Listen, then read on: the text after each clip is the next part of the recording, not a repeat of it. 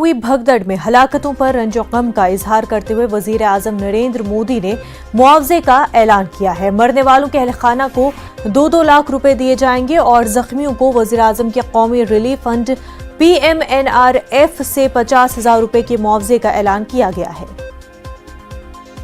वहीं सदर जमहूरिया हिंद का ट्वीट। सदर जमहूरिया हिंद रामनाथ कोविंद ने दुख का इजहार किया है। महलूकीन के पसमानदगान से ताज़ियत का इजहार करता हूं, जख्मियों की जल्द सेहतयाबी की दुआ करता हूं।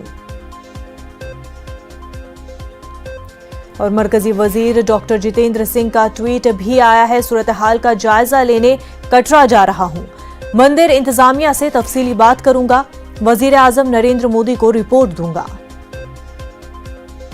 साथ ही वजीर दिफा राजनाथ सिंह ने भी ट्वीट किया है।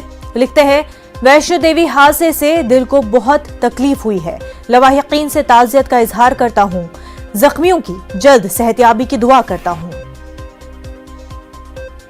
और वजीर दाखिला अमित शाह ने भी ट्वीट किया है। अमित शाह लिखते हैं, दिल को बहुत दुख हुआ, एजी मनोज सिन्हा से बात की, जख्मियों के इलाज के लिए इंतजामिया कोशा है, महलूकीन के लवाहिकीन से ताज़ियत का इजहार करता हूं।